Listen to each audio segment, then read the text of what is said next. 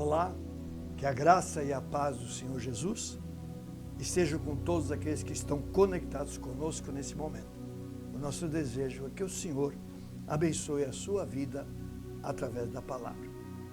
Eu queria compartilhar um texto que está no Evangelho de João, no capítulo 10, versículos 24 até 28, onde nós lemos o seguinte: Então os judeus o rodearam e disseram: Até quando você nos deixará nesse suspense? Se você é o Cristo, diga francamente. Jesus respondeu: Já falei, mas vocês não acreditaram. As obras que eu faço em nome do meu Pai dão testemunho de mim, mas vocês não creem, porque não são das minhas ovelhas. As minhas ovelhas, elas ouvem a minha voz, eu as conheço, e elas me seguem, e eu lhes dou a vida eterna. Jamais perecerão, e ninguém as arrebatará da minha mão. Muitos são os textos onde nós encontramos relatos de discussões de Jesus com os religiosos da época. Foram os maiores contestadores de Jesus e com eles Jesus debateu muitos temas porque eles não criam em Jesus como o Messias e, consequentemente, eles se opunham aos seus ensinamentos e tentavam de todas as formas encontrar uma maneira de acusá-lo de algum erro para que ele fosse preso e, se possível, até mesmo morto, eliminado definitivamente.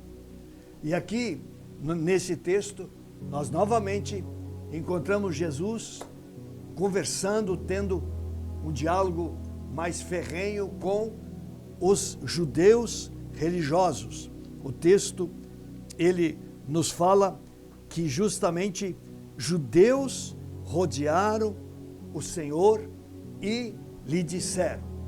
Então aqui era um grupo mais amplo de judeus, mas todos eles religiosos, zelosos da lei de Moisés, mas incrédulos com respeito a promessas a respeito do Messias.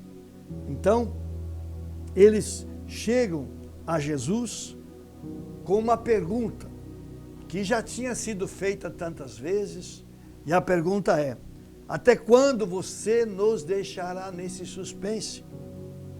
Se você é o Cristo, diga francamente. É claro, o teor desta conversa é muito sério, porque de fato estava em jogo crer ou não crer que Jesus era o Cristo. E para que haja salvação, é essencial que se saiba que Jesus é o Cristo. Cristo significa o Messias, o ungido, o escolhido por Deus para vir ao mundo, para realizar a obra da redenção da humanidade. Então a sua pergunta tinha sentido, porque de fato ali estava o âmago, o centro do propósito da vinda de Jesus a este mundo. Então, frente a esta pergunta, Jesus, ele responde, ele coloca 3 argumentos a respeito de como crer e entender que ele é verdadeiramente o Filho de Deus, que ele é aquele que veio do céu para realizar a obra da redenção. Primeiro argumento que Jesus coloca é a palavra de Deus. Ele diz aqui: já falei, mas vocês não acreditaram. Muitas vezes, Jesus já havia afirmado que ele era o Messias. Em diferentes ocasiões, em diferentes lugares, diante de diferentes pessoas, Jesus já havia afirmado que ele era o Messias. Mas nós trazendo para nós hoje, onde nós vamos encontrar a resposta se Jesus é o Messias, é na palavra de Deus, nas Escrituras. É verdade que, a princípio, as Escrituras não se preocupam muito em provar claramente que Jesus é Deus. Os escritores da Bíblia pressupunham que as pessoas criam que Jesus era Deus e que aquelas pessoas às quais essas cartas e esses textos eram destinados também criam que Jesus era o Messias. Então não há uma preocupação maior em provar, assim com maior clareza, que Jesus é o Messias, mas no contexto do Novo Testamento, nós vamos ter inúmeras passagens que nós podemos aplicar exatamente nesse sentido, que Jesus, ele é o verdadeiro Deus que veio ao mundo, ele é o Cristo, ele é o Messias. E eu gostaria de ler especialmente um texto que talvez seja o mais claro e mais forte do Novo Testamento, que aponta para a verdade de que Jesus efetivamente é o Filho de Deus. Está na primeira carta de João, no capítulo 5, no versículo 20, onde diz assim: também sabemos que o Filho de Deus já veio e nos tem dado entendimento para reconhecermos aquele que é o verdadeiro. E nós estamos naquele que é o verdadeiro, em seu Filho, Jesus Cristo. Este é o verdadeiro Deus e a vida eterna. Então aqui nós temos talvez o texto mais claro sobre a divindade de Cristo ser o verdadeiro Deus. João diz: este é o verdadeiro Deus e a vida eterna, mencionando, referindo-se a Jesus, o Messias que havia vindo ao mundo. Mas talvez a gente também podia voltar-se a uma declaração que nós temos no Evangelho de João, no capítulo 1, a partir do versículo 49, quando Jesus estava começando o seu ministério, João Batista havia apontado para Jesus e dito: eis o Cordeiro de Deus que tira o pecado do mundo. E alguns discípulos de João começaram a seguir Jesus. Entre eles estava Filipe. Filipe, quando se encontrou com Jesus, teve convicção que ele era o Messias e foi atrás de Natanael. E procurou Natanael, seu amigo, e disse: encontramos o Messias de Nazaré. E Natanael pergunta: mas por acaso pode sair alguma coisa boa de Nazaré? E Filipe diz: vem e vê. E quando Natanael chega perto de Jesus, Jesus diz a ele: eis aí alguém em quem não existe fingimento, um judeu em quem não há, um israelita em quem não há fingimento. Natanael fica meio assustado: mas de onde o Senhor me conhece? E então Jesus diz, antes de Filipe chamá-lo: eu já tinha visto você debaixo da figueira. E então Natanael exclama admirado e diz: mestre, o Senhor é o Filho de Deus, o Senhor é o Rei de Israel. Então aqui nós temos mais uma declaração agora de alguém que, em função de um encontro com Cristo, alguma experiência pessoal que passou, ele foi convencido de que Jesus verdadeiramente era o Filho de Deus, aquele que era o Rei de toda a terra. Então nós temos aqui mais um texto que a gente pode pegar para afirmar, para comprovar que esse Jesus verdadeiramente era o Filho de Deus. Era a grande dúvida dos judeus religiosos. Mas a Bíblia, ela vai mostrando e vai confirmando que esse Jesus que veio ao mundo, ele não é nada menos e nada mais do que o verdadeiro Deus, que assumiu uma identidade humana, que nasceu neste mundo para poder realizar a obra da redenção. Ele tinha que ser Deus para que ele tivesse autoridade e poder para realizar a obra da redenção. Ele tinha que ser homem, porque era necessário que sangue inocente fosse derramado. Por isso ele tinha que ser homem. E Jesus preencheu essas duas condições, verdadeiro Deus e verdadeiro homem. Por isso você e eu podemos ter plena convicção: o nosso pecado foi pago quando cremos, somos perdoados, somos reconciliados e somos feitos filhos de Deus.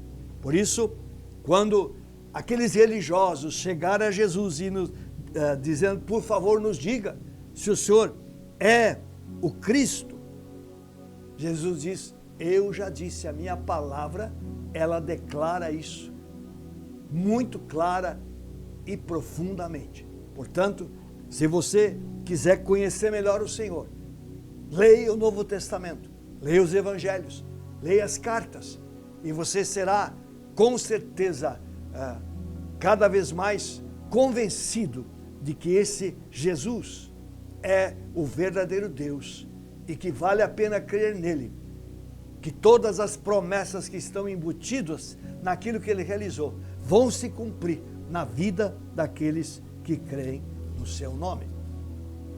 Mas nós temos aqui um segundo argumento que Jesus coloca para comprovar que ele era o Cristo, o verdadeiro Filho de Deus. Ele diz aqui, as obras que eu faço em nome do meu Pai dão testemunho de mim. Jesus, ele aponta para as obras que ele havia realizado. Ele diz assim, se vocês não creem naquilo que eu digo, olhem para aquilo que eu estou realizando, porque estas obras, elas são obras de alguém que é Deus. Então nós podemos olhar os evangelhos e nós vamos encontrar inúmeras referências de milagres e maravilhas que Jesus realizou.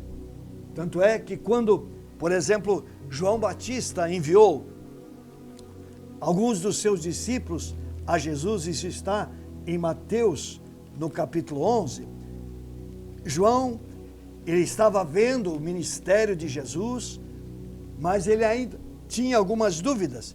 Então ele mandou discípulos para que lhe perguntasse. E a pergunta é, você é aquele que estava para vir ou devemos esperar outro? Até mesmo João Batista passou por alguns momentos de incerteza e dúvidas com respeito ao Senhor, mesmo que um pouco antes ele havia dito, eis o Cordeiro de Deus que tira o pecado do mundo. Mas ele estava na prisão, talvez situações e circunstâncias abalaram um pouquinho a sua convicção, a sua fé. Por isso ele manda esses discípulos com essa pergunta, você é aquele que estava por vir ou temos que esperar outro? Qual foi a resposta que Jesus enviou para João Batista? Diz aqui, voltem e anunciem a João o que estão ouvindo e vendo. Os cegos veem, os coxos andam, os leprosos são purificados, os surdos ouvem, os mortos são ressuscitados e aos pobres está sendo pregado o evangelho do reino. Diz, e bem-aventurado é aquele que não achar em mim motivo de tropeço. Então, frente a essa pergunta de João Batista, qual foi a resposta de Jesus? As obras que eu realizo atestam claramente que eu sou aquele que foi prometido e que veio do céu para realizar a obra da redenção. E aqui no texto, nessa discussão com os judeus, Jesus faz esta mesma afirmação. Se vocês não creem no que eu digo, creiam naquilo que eu estou fazendo. Olhem para as obras que eu estou realizando, porque essas obras apontam claramente para a minha divindade. Eu sou o Filho de Deus. Então nós temos também essa evidência clara nas Escrituras a respeito do Senhor Jesus. Com certeza, Ele é o Filho de Deus. E é tão importante que você e eu tenhamos esta clara e profunda convicção, porque isso vai gerar para nós um fundamento sólido de fé e vai também nos impulsionar para nós cada vez mais recorrermos a Ele e dependermos dEle nas mais diferentes circunstâncias da nossa vida, entendendo que não apenas Ele declara que Ele é o Filho de Deus, mas as suas obras, os seus milagres, as suas maravilhas são testemunhos claros de que Ele é este Filho de Deus e que se Ele realizou esses milagres no passado, ainda hoje Esses milagres estão à disposição daqueles que creem que Ele é o Cristo, que Ele é o Messias, o enviado de Deus para resgatar a humanidade dos seus pecados. Então esse foi o segundo argumento que Jesus apresentou àqueles judeus duvidosos, para que eles entendessem e crescem que eles estavam diante do Messias, estavam diante do Cristo, do ungido, do enviado dos céus para salvar a humanidade. Terceiro argumento que Jesus usa aqui no nosso texto para comprovar que ele era verdadeiramente o Cristo, o Messias, está no versículo 27. Ele diz: as minhas ovelhas ouvem a minha voz, eu as conheço e elas me seguem, eu lhes dou a vida eterna. Jesus está falando aqui de que uma outra maneira de nós entendermos e crermos que Jesus é o Messias é através de uma experiência pessoal com Ele. Se nós tivermos uma experiência pessoal com Ele, se nós recebermos a Cristo no nosso coração, se nós andarmos na presença dEle, o Espírito Santo habitará em nós e o Espírito de Deus claramente nos convencerá de que Jesus é o Messias, de que Jesus é o Cristo. Por isso, um pouquinho antes, ainda no capítulo 10, que é o capítulo onde Jesus se apresenta como bom pastor, ali no versículo 3 diz: para este o porteiro abre, as ovelhas ouvem a sua voz, ele chama as suas próprias ovelhas pelo nome e as conduz para fora.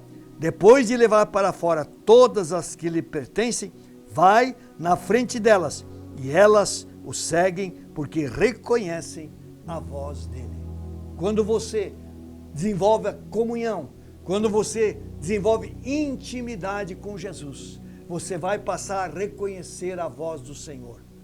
E você vai entender: este é o Messias, este é o meu Salvador, este é aquele que deu a vida por mim, que me resgatou na cruz do Calvário, que me atraiu, transformou a minha vida e abriu diante de mim um novo caminho, um caminho de paz, um caminho de alegria, um caminho de perdão, um caminho de experiências lindas e maravilhosas com o Senhor. Então, queridos, o nosso texto nos apresenta judeus que duvidavam da identidade do Senhor e perguntam: diga-nos mais uma vez, você é o Cristo? E Jesus, ele apresenta esses três argumentos. A minha palavra, ela declara que eu sou o Cristo. As minhas obras atestam claramente que eu sou o Cristo. E se vocês se relacionarem comigo, vocês aprenderão a ouvir a minha voz e entenderão que eu sou o Cristo, aquele que deu a vida por vocês, para que vocês façam parte do meu rebanho e andem debaixo do meu cuidado e da minha direção.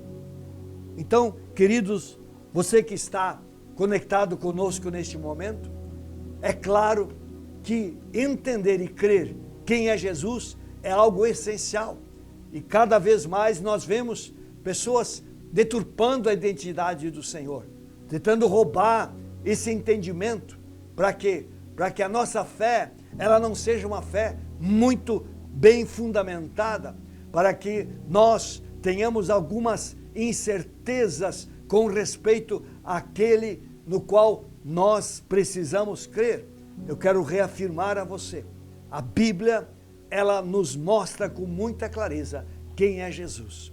E por isso, meu irmão, minha irmã, não vacile, não tenha dúvidas, simplesmente lance-se nos braços desse Senhor. Tudo o que você precisa, na área espiritual, na área emocional, na área humana, na área familiar, na área financeira, seja qual for a área, eu quero dizer, você encontrará nesse Messias, porque Jesus é o verdadeiro Filho de Deus, que veio ao mundo exatamente para nos abençoar em todas as áreas da nossa vida. Que o Senhor esteja com cada um e com a sua família, em nome de Jesus. Amém. Eu quero orar Senhor Deus, obrigado, porque o Senhor não deixa dúvidas com respeito à sua identidade. Muitos tentam colocar em dúvida a sua identidade, tentam deturpar verdades do Evangelho e da Palavra.